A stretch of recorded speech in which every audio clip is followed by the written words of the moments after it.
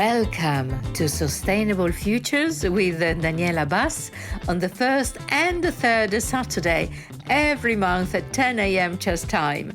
Join me for in-depth conversations, exclusive interviews and strategic insights with industry leaders, policymakers and innovators shaping our future. We'll explore how integrating social fairness enhances business and impacts sectors like fashion, food, tech, tourism, sports, and more towards a sustainable social change. Every organization gets stronger by challenging itself, so do we. I know it from my own life experience as a woman with a disability who understands the power of resilience, communication, and of thinking out of the box, and as a female executive leader at global level on social sustainability and inclusion. Be inspired, learn, and gain insights. Tune in, think different, and act with purpose. Hello, everyone. Good morning, good afternoon, good evening, in whichever part of the world you are. Today, I want to start this conversation with my very special guest, sharing with you a small episode, but really very important, of my life. It is a serendipity. Now, years ago, as you know, I was leading at the United Nations the social dimension of sustainability, and I was promoting the well-being of groups of the society, including persons with disabilities. I recall the chairman and CEO of Microsoft, Satya Nadella, suggesting me to have a conversation with Jenny Lay-Flurrie. And that's my serendipity. In June this year, I was in New York, and there she was just in front of me a few years later. So I'm very excited to converse with Jenny Lay-Flurrie, Microsoft Vice President and Chief of Accessibility Officer. Hello, Jenny. Hello there. Thank you for having me on the call, on the podcast. Yes. Jenny, you are a powerhouse of inclusion and equity, firmly believing accessibility is a fundamental right. So joining Microsoft in the year 2005, I think, you launched the Disability Employee Resource Group, and you literally revolutionized accessibility initiatives, creating a disability inclusive culture. Now, you define yourself deaf and disabled. You champion inclusivity, hiring, and innovation. And you also founded the Microsoft Ability Summit. I love it, Ability. And spearheaded the autism hiring program. Recognized by the White House and Forbes, Jenny serves on the boards of Disability and also Team Pleasance. So, usually, Jenny, I introduce myself in terms of describing how I look. For the audience who is listening us in Spotify or those who are watching us in YouTube. So for those who watch us in YouTube, it's easier.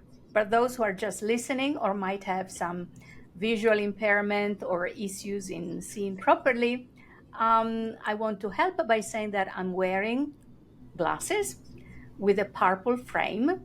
I'm wearing for those who remember how colors look like, or those who can see, I'm wearing a bright dress with the yellow and black and white colors.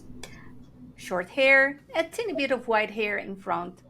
So what about you, Jenny? Yeah, no, I'm sitting in my office here in Redmond, Washington State, in the US. So I'm a white female wearing glasses, blonde hair, a yellow necklace, and a green shirt. And behind me are some paper lanterns. And my office is full of little tchotchkes from my travels behind me. So I won't describe all of those, but they're from a mix of countries, and there's some Lego Spice Girls and all manner of different things behind me. Fantastic. So now that we described more or less our settings where we are, I would like you to spend a couple of words about who Jenny is and how Jenny became the female leader at global level with a disability, it's not easy. I know it myself using a wheelchair and having also covered important executive roles in my life. And yet you are there. So tell us, who is Jenny? How Jenny made it?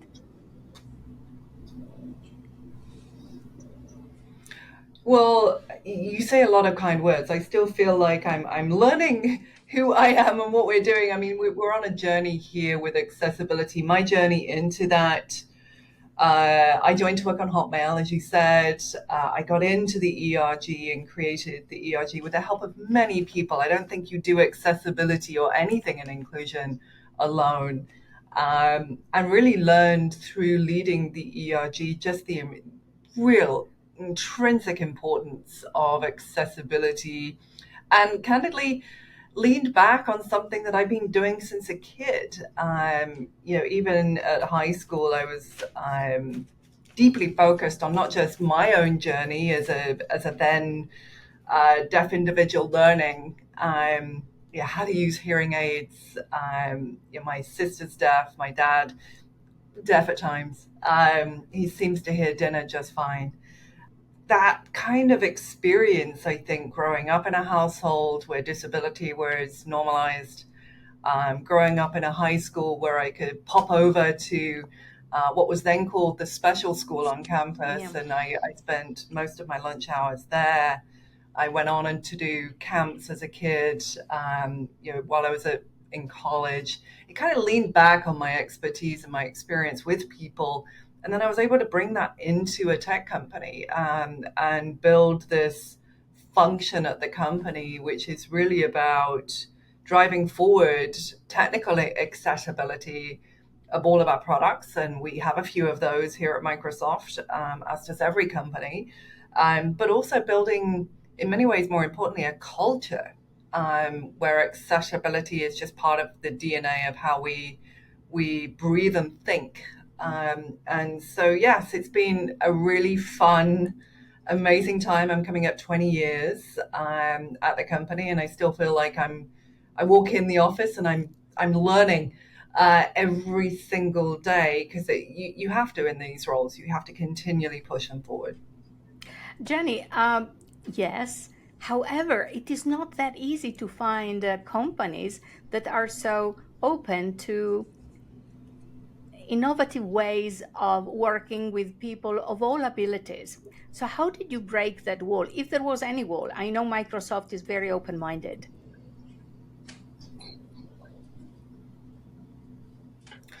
Well, I do think, Microsoft as one entity has actually had a focus on accessibility since the 90s. So it has always had these red threads of disability inclusion and accessibility. I think we were able to, very American phrase, but pump the gas on that, as we formulated this office. And there were some headwinds that really allowed us to do that. I think one is that, we've got an incredible employee base of people with disabilities, that are empowered and vocal, and I want them to be vocal. Disability is the one aspect of human that you can join at any time. In fact, most people come to disability later in life while they're in their working age careers. So, it's a growing community. I think we've got an incredible amount of support. In fact, Satya, you just mentioned, he was the sponsor of that employee group before he became CEO, so very deeply connected to it. But I wouldn't say it's not just him. There's incredible leaders like Brad Smith and Phil Spencer, and leaders across all of us and going through the company that believe in this. And then you got a mission that's so obvious. The great thing is I didn't have to create any other, when you create a team, it's often what's your mission going to be? And I'm like, we don't need one, because the one of the company is to empower every person and every organization, which kind of speaks to everything that we want to do in these roles. So there were a lot of headwinds. And I think if there was any real change with me coming in, it was to think about this as an ecosystem. So not just a technical discipline, but looking at it with hiring. How do we support employees and customers? So how do we acquire talent, keep talent, support talent, as well as making sure that our buildings, our products, our websites, we focus on that. So thinking about it a little bit more holistically, do I think that there's enough accessibility roles like this in the industry? I feel very honored to work with some amazing peers, and many of them I call now my dear friends, who lead accessibility in a lot of the companies and big companies that you and I know. Is it enough? No, I do believe that more is needed. More roles are needed in accessibility. But I would say there's a lot of amazing folks out there that are doing roles that are now very similar or part of what we do here at Microsoft, and they're innovating in all the right ways. And so staying very, very grounded to why we're all here, which is to grow and empower disabled people. I would like to ask you a question then. Can you share a specific example where Microsoft product was transformed to better serve users with a disability, and what kind of disabilities? Oh, of course. No, that's a great question. I think the good news is there's loads of examples. If I go to one that's very near and dear, I think some of our deaf employees have done an incredible job to think through how to bring their expertise and lived experience really into the products. So actually, there's an amazing deaf engineer called Swether, who she's an innovator. And during the pandemic, she really wanted Windows to have captioning capability right in the heart of it, just free online, offline. You don't need to have Wi-Fi connection. Um, and she built Windows Live Captions, again, with the help of many folks. So now if you just click where your Wi-Fi is in Windows 11, you'll bring up the accessibility toolbar and it's right there. So you can get captioning on any PC, on any Windows device.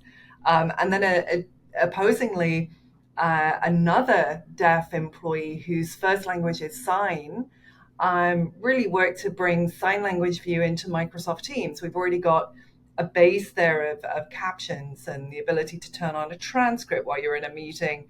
Well, now you've got sign language view, and also with Copilot, we have meeting notes. So as a deaf employee, you're often multitasking and using your brain capacity not just to understand the substance but keep the notes and to track who's saying what.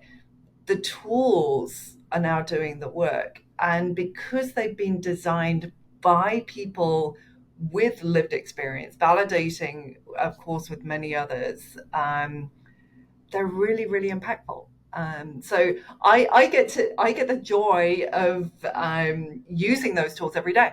Every meeting I'm in, I've got captions, transcript, meeting notes, and sign language view, and know that they were created by that was Chris Sano who created all those. So, in today's fast-paced technological landscape, in your view, Jenny, what are the biggest challenges you face in ensuring that accessibility and inclusion are prioritized in Microsoft product development process? I know that, as we said, Microsoft started already in the 90s, and yet you said every day you are learning something new. So every day, I imagine you also have to ensure that accessibility and inclusion, which is constantly evolving also because of technologies, is a priority. And so any suggestions and any things you would like to face about challenges that you are daily facing, making sure that accessibility and inclusion are a priority in Microsoft? Yeah, I do think that the exciting thing about being in technology is that the tech is moving really quickly right Mm-hmm. now. And so we are living in the era of AI. AI is not a new thing. It actually started in the 50s. But this chapter of AI, generative AI, is very new. So coming in to see every day, it's like, well, what have we learned in terms of how that AI technology can be leveraged, can be used, and then how do we apply that to disability scenarios? And I think the core thing with accessibility that we've learned over the history of time is that there are always going to be some features that we build specifically to empower disabled people. If I just go back on that previous example, sign language view is predominantly for interpreters and people who use sign language as their first language.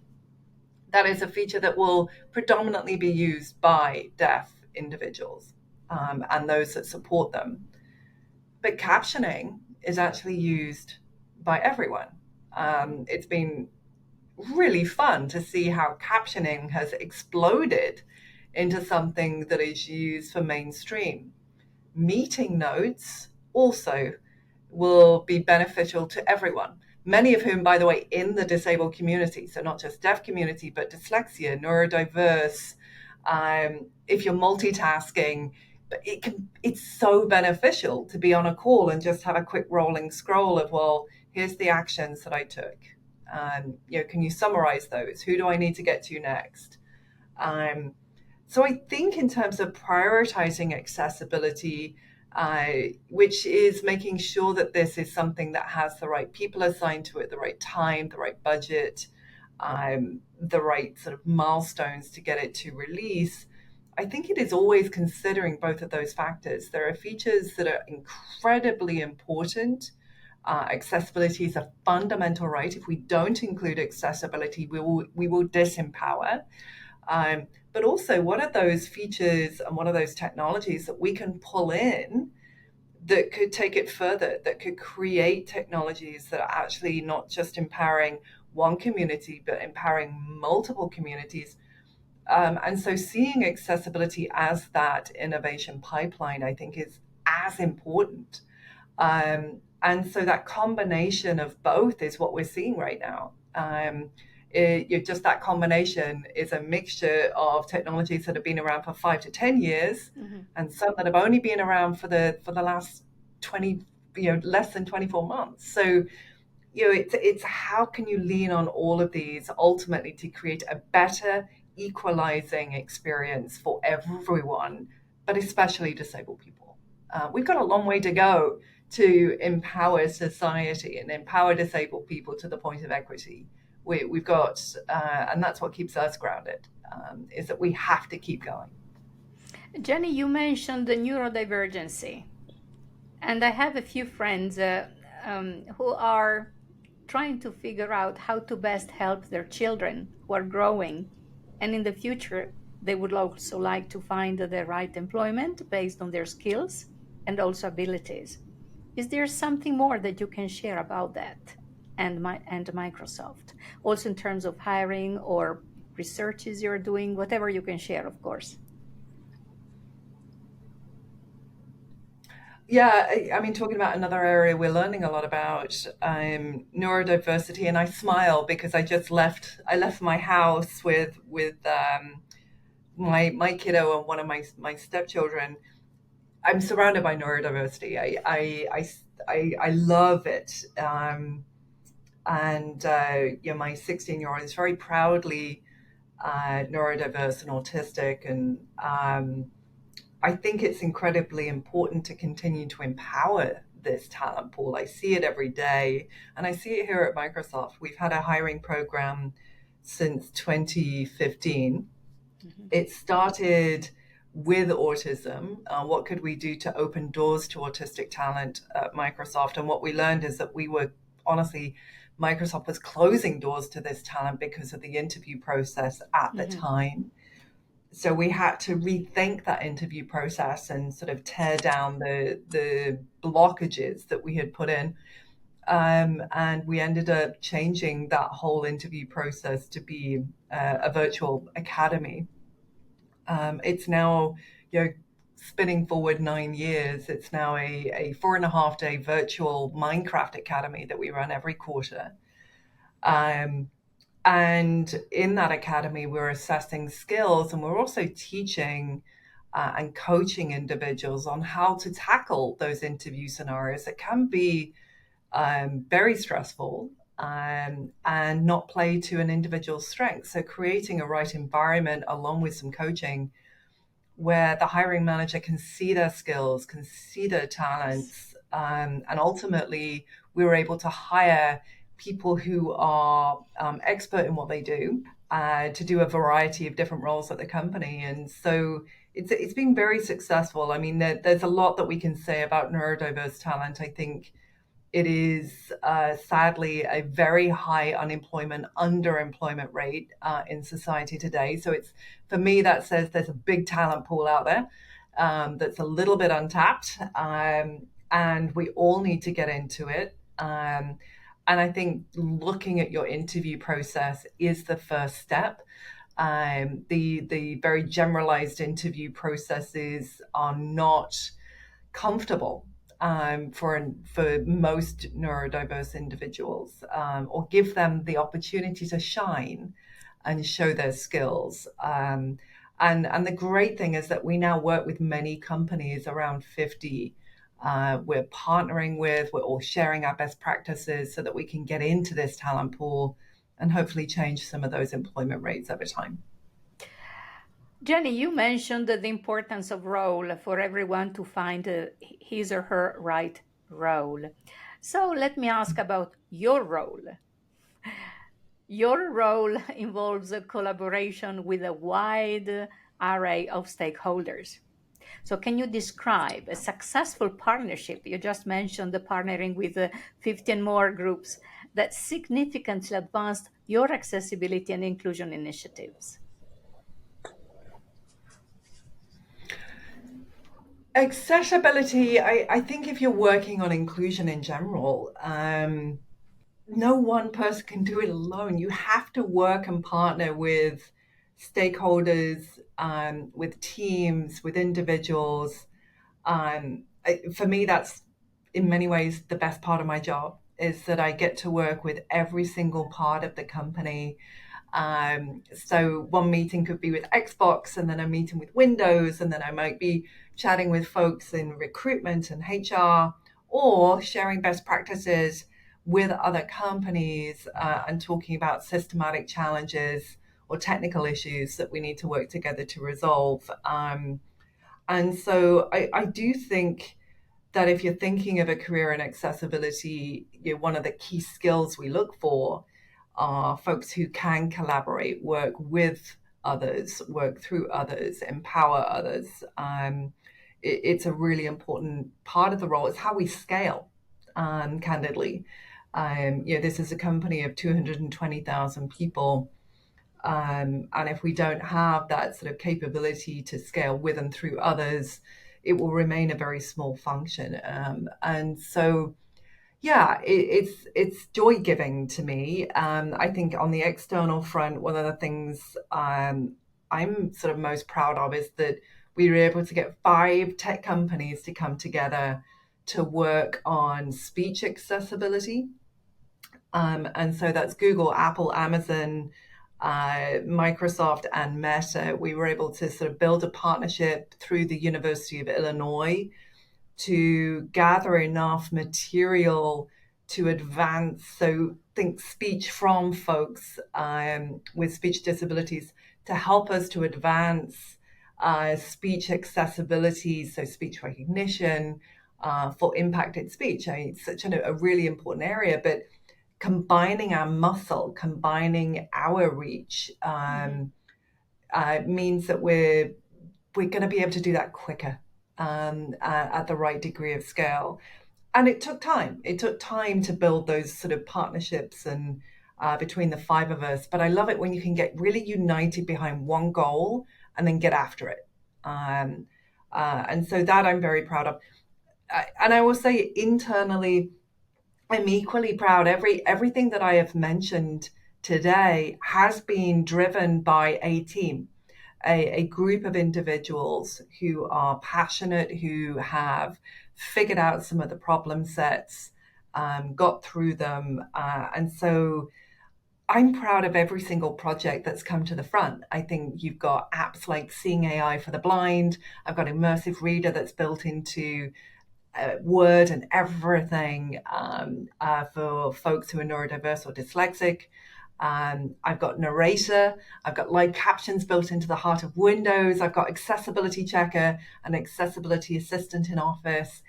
Every single piece of this technology, I could name 50 people that have helped to drive it. And we haven't even talked about gaming. So it's it really is, accessibility is a people industry, and it is the people that make it happen every single day, and a lot of persistence and a lot of passion. Resilience as well. Jenny, now we spoke a teeny bit about, if you wish, corporate social responsibility, and but you work in the private sector, and the private sector wants to make profit. So here I have a question for you. There is an ongoing debate about the fairness of business strategies that prioritize profit over social responsibility. So, how does Microsoft, in your view, balance these elements, which is not easy? And can you provide a disruptive example where a fair and social sustainable strategy led to both business success and the social impact? I know it's a naughty question. No, we're a business for sure, and I feel very fortunate to be in a company that has such an investment on areas like accessibility, sustainability. I think about my peers; they are working on connectivity with broadband. They're working on racial justice, human rights, child exploitation, and safety. I think Microsoft has consistently invested in doing the right thing and making sure that the technology we build empowers people. And so the investment we've made in accessibility, in fact, all of those features I just mentioned, many of them are free apps that you can just download, or they're embedded into products, with no additional charge. And that's very thoughtful and purposeful. We are doing accessibility for a very big set of grounded reasons. Now, as a business, do they make our programs richer? Do they give people the opportunity to, use captions with every meeting, to take notes, to take a long document and use Immersive Reader to make that easier to read? Yes, that makes our products more alluring, because accessibility makes products easier to use for everyone. Everyone. Um, and so I think we've got this. I think we've got this balance right. And I totally acknowledge. But I also think that accessibility isn't just for private industry. Accessibility is something that we can and should all be doing, regardless of sector. It is incredibly important that when in any structure, you are thinking about the accessibility of your event, your meeting, your environment, your workplace. It's actually a legal obligation. Um, and I would hate for anyone to think that you have to be in a private company to do accessibility. No, we all have to do accessibility. And everyone has the opportunity to innovate. And some of the innovation I see coming through are coming through from governments, from non-profit and charity sectors that are innovating, leveraging lived experience. So I'm constantly looking to others to lead the way on this as well. This is an all global obligation. Yes, and when you talk about accessibility, you mentioned the environments where we work or we live or we have leisure time and so on. I always also talk, Jenny, about usability, because sometimes you can have access to a place, but not necessarily be able to use what that place offers us, right? So it's always there as well, a very fine line to be found. Oh my gosh.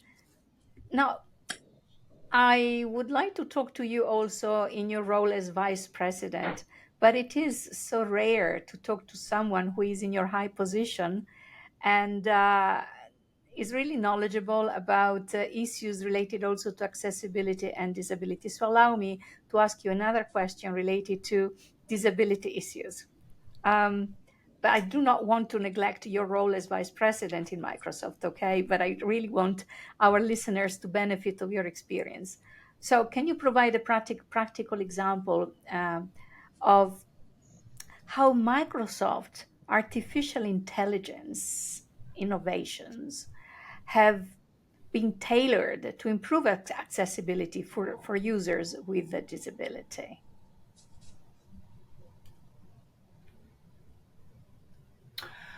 Yeah, AI is, I think, becoming, well, we've all been using AI for some time. But I think some of the more recent examples with generative AI is where I think it gets very, very interesting. Um, Generative AI is something that we are now embedded into our website. So if you go to microsoft.com/accessibility, you'll actually find a generative AI bot on there that will allow you to discover anything you want from our websites very quickly and easily. And again, I think it's one of the things where we've been trying to use AI to tackle business challenges. Um, and so for us, this was about how do we make accessibility easier to find, easier to use, and more discoverable. Um, and so when you've got that strategy and then you've got a technology, then you can combine them and create something that will hopefully give dividends. And so we're already seeing that this is really improving people's ability to just get what they need quickly. When you are diagnosed with a disability, when you come to our community, you're often trying to figure out what is there. What can I use? What technology is available? What could make my life easier? Or this, I've got this piece of technology and it doesn't work.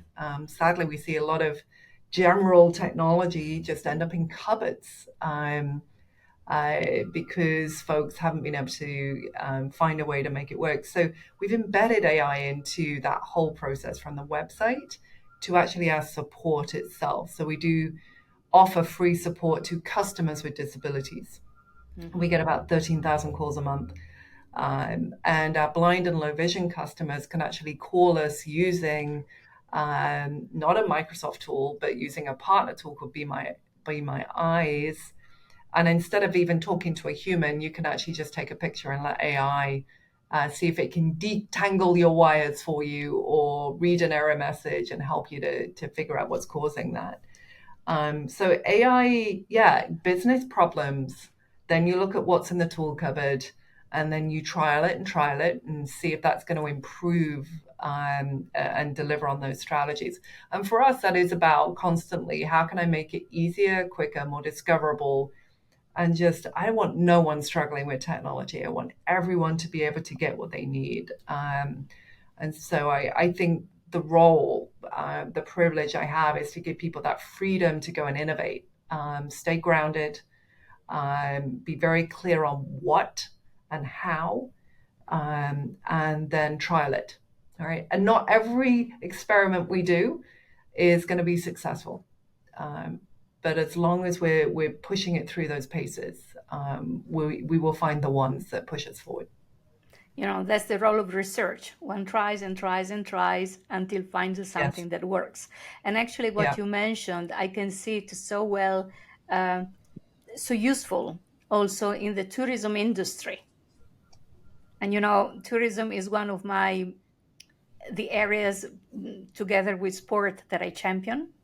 And and if I think of a client who is hearing impaired, rents a hotel, a room in a hotel, and then wants to order something, and it's very difficult to communicate, or if there is an alarm or an emergency in the hotel, even though the bell rings and not necessarily everyone is able to hear it. So there should be lights in the room. It's domotics. That's what I'm talking about. So yes, very useful what you just shared with us. Yeah, and tourism and traveling, I think, is one of the the hard areas and an opportunity. Um, and there's so much goodness out there that I think more people need to know. I was just in Scotland for a family vacation, a family holiday, and found some amazing different accessibility best practices. I was visiting a castle, which is from the 11th century. I had no expectation of being able to roll around, but they were incredible. They had wheelchairs and scooters and very clear signage of ramps everywhere. Clearly, some parts with spiral staircases, which my goodness, no. But just the visibility of that, I think, is a great example actually of what we all want in accessibility. We want to be able to be informed, know what there is, know what there isn't, which parts can I go to, which parts should I even attempt and put my battery power on. Their videos were signed and captioned, I mean, which was joyful. They had visual assistance and audio guides, and I mean, I think there are places in the world which have been doing this and leading the way. This was Stirling Castle. Um, but I think there are others that can learn from that. So, it is an important one where I think I love finding those little pockets um, of just brilliance, and then making sure that others know about them and follow their example. So yes, there's always goodness out there, Yes. always. And then there's others that are just horrible and terrible to navigate. So you just we need to share more of those and give those more of a voice. And you just mentioned the castle, so allow me to move to the second part of our conversation. And I would like to start from the past. Castles belong to the past, although we still visit them in the present. So, Jenny, once upon a time, how have past actions of yours or of your company within the field of accessibility, how have they shaped the current landscape of inclusivity in technology? And can you share maybe a notable example that highlights this impact? Oh, crikey. Looking in the past, well, again, if I go down to the history books, we don't go down to the 11th century at Microsoft. We are coming up 50 years young. We'll be celebrating our 50th anniversary next year. Um, and I then start sort of going into the history books a little bit within that small amount of history. Um, our ERGs started in the 1990s. There were six of them when I joined the company. And there's now well over 23, 24 of those groups and several thousand in that community. And I think for us, our ERG, I think, has been incredibly important and remains so. We're seeing that grow in neurodiversity and mental health, and moving through that empowerment journey. But some of the issues remain the same. How do I talk to my manager? How do I talk about disability? How do I self-ID, self-disclose, ask for what I need to be successful? Those remain residual issues. But I think the leadership, I had the honor of chairing it for 10 years, but now as a sponsor, I can see that leadership and working with them to really grow that, I think, is very important. But we also, back in the 90s, I mean, our earliest feature that we've been able to find, there are some historians out there that may know more than I do. I'm constantly searching. The first feature was created in 1994, which was sticky keys on Windows, which is still around today. If you hit enter too many times, a little pop-up will come up Hmm. Oh, and you yeah. create shortcuts, which are incredibly important for the mobility community. They were, the same time some of the seeds of our first screen reader were coming into play, which went through some ups and downs in history since then. Um, so I think there's a lot we can learn. I think even back then, that was one or two individuals that have been appointed into a role to work on technical accessibility. In fact, we found the original sort of launch mail from Bill Gates designating that back in the 90s. And even then, just incredible leaders who wanted to see features that could empower people. And we saw a community that wanted to innovate and wanted to solve and make it easier to come into our community and to have what you need to be successful and bring that expertise into the workplace. Come as you are, do what you love. Come in and do it. So I think there is a lot to learn from history. In many ways, I don't think from our history that foundation was set even back then. Um, and what do I think that's going to mean to the future? Oh my goodness. I hesitate to say. I think sometimes I get very, very focused on the here and now and creating feature 1, 2, and 3, that it's hard to look forward. But my hope is that disabled people around the world can rely on technology, can rely on technology from Microsoft and from the rest of the tech sector to help them in their everyday, that it's easily available, it's affordable, it's built by people that understand the lived experience of disability across the spectrum. And they're able to go to the workplace and turn it on and it's instantly there. I mean, that's the goal, right? So, I'm not walking in and having to wait days to have equipment delivered to me that will allow me to do my basic job. I want this technology to be all here ready for you. So are we there yet? No, I think there's still some ways to go, but I think the foundation has definitely been built. So we spoke about the past. You already somehow touched about the present during the previous questions, and but before we go to the future, I have a question about the future. You just mentioned the future. Are there any specific examples you want to share about the present on strategies that are making a tangible difference in ensuring that technology really serves everyone? Is there is anything else you would like to add about the present? Well, I do think the present top of mind for me is how do we build AI to be inclusive and accessible? Your responsible AI is accessible AI. And so the initiatives and efforts we're doing now are incredibly important, not just for the technology we're building today, but the technology we're building tomorrow. And so there's three basic principles to that. One is making sure that we're building anything and everything like Copilot to be accessible from the get-go.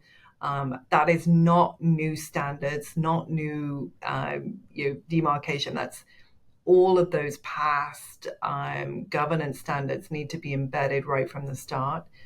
The second is really focusing on disability data as part of the language model, small and large.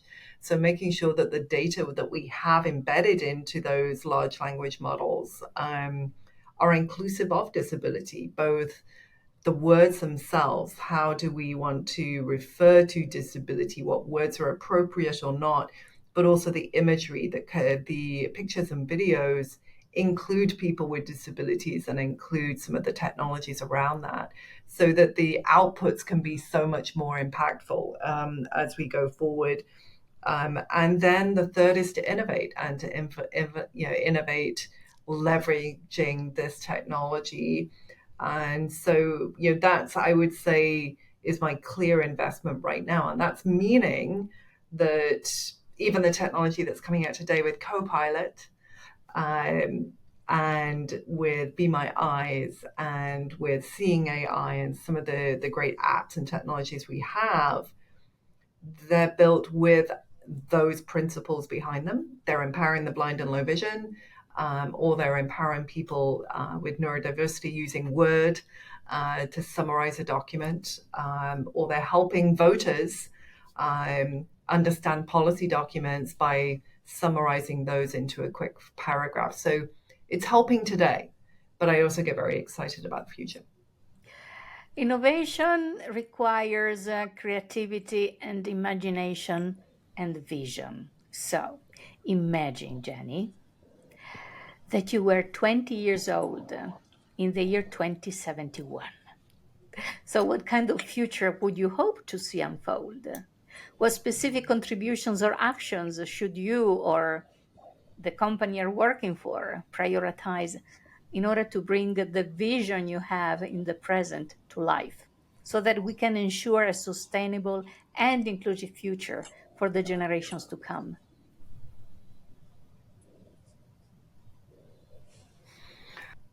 I think I get very excited about the future. I mean, I would love to be walking into a shopping center or getting on a plane and going traveling to anywhere, and the physical environment be far more inclusive. Aircraft and travel, as we know, is problematic for wheelchairs today. So I hope by then that people are able to just roll on a plane, that when we have our safety briefing, it is captioned and signed in addition to what happens today. That we think about the environment that we're in, the loud noises, the music, the background, the lights, and that when an individual self IDs, it is automatically understood what we need to do to empower that individual. And the technology supports all of that. And so right now, the burden is on disabled people to ask for what they need. Um, and then when they do ask, there is always a question of, well, what can we do within the time and space? My hope by then is that that has changed. Um, Disability is accepted and understood as being part of the human experience, that the language is known, that it is respected, it is inclusive. People can roll in, roll out of any environment. People can walk into a shopping mall and the lights and the music will change. That interpreters and captioning are available to the extent of need. I'm constantly grounded by stats like 1 in 75 people, even in the UK, do not have, only 1 in 75 have access to BSL interpreters Mhm. today. Um, you, there's so much that I think technology can assist with. But we have to be principled. We have to remain prioritized. It's got to be easy to use. It's got to be affordable. It's got to be available around the world, not just in the uh, developer set, but the global south. And it needs to be done in a way that is thoughtful, embeds the principles of inclusive design so people with lived experience can actually leverage and use it. And I also think that once we do that, we're going to make these environments better for everyone. Um, and you create quite a different environment that comes from it. Anyone who comes and spends time with my team walks away going, that was just good. Um, because we're thoughtful about people. Um, when you're thoughtful about people, you are inclusive by nature. So yes, I think there's a lot in the future that I get excited about, and I do believe technology is going to be a fundamental component to delivering on all of that. Wow, I loved this conversation, Jenny, and we're getting almost at the end of it.